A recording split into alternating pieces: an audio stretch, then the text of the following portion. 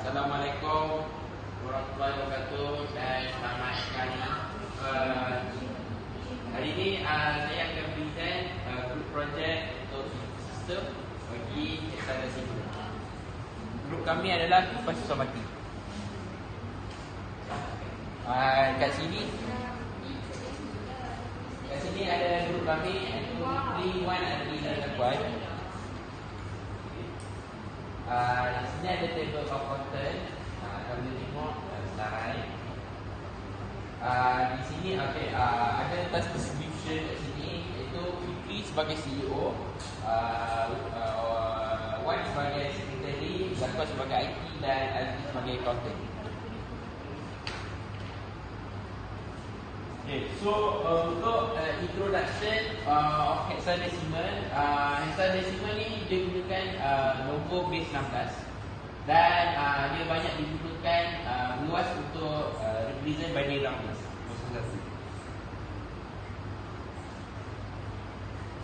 Jadi untuk simbol dan place value bagi hexadecimal,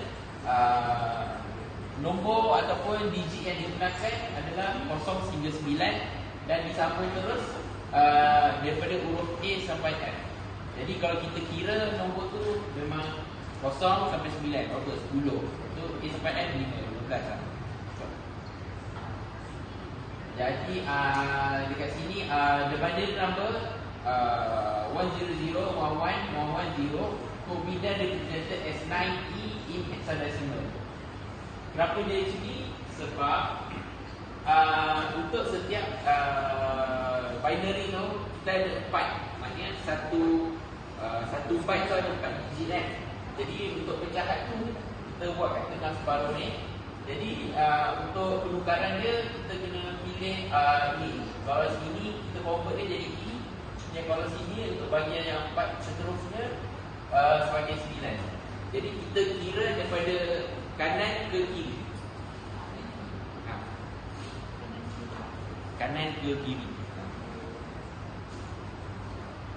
Kat sini ada table. Kalau boleh tengok table ni, dia punya conversion daripada decimal ke hexadecimal. So nombor conversion tu dia akan start daripada kanan. Contoh 000. So starting daripada 1 dia akan start di kanan.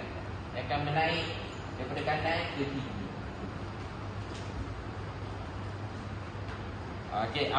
Untuk conversion method daripada hexadecimal ke decimal, kita boleh method dia adalah first kali kita kena tulis hexadecimal number tu. Next kita assign power system from right to left.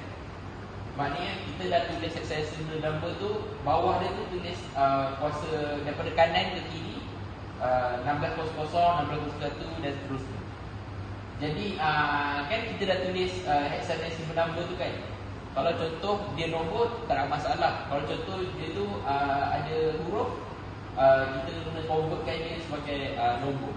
Ini kalau dia A 10, B 11, C 12 dan seterusnya.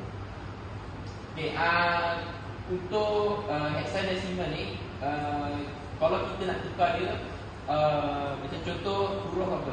9E tadi kan. Kita kena buat satu-satu. Macam 9E. E tu 16 kuasa 0. Kalau 9 tu 16 kuasa 1. Jadi lepas kita dah buat position tu, kita kena darab setiap digit yang kita dah convert tu daripada hexadecimal dengan kuasa 16. So jadi contoh macam tadi 9E tu, E tu berapa? Itu 14. Itu 14.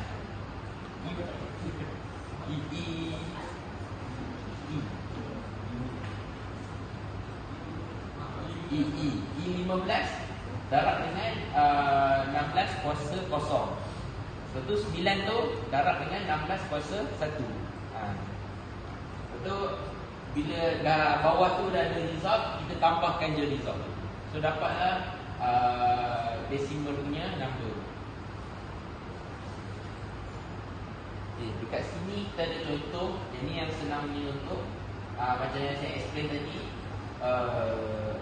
Kita ada power 16 daripada kanan, 16 kosong, So untuk bawah dia punya population dia, susunan kalau kita tengok susunan dia 2C6E tu, kita boleh tengok dia punya ni 16.0 akan naik daripada sini.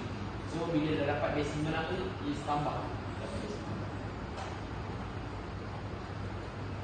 Kat sini ada contoh yang jelas, lagi jelas untuk kita tahu dia punya cara-cara pengiraan. Okey, sekian, terima kasih.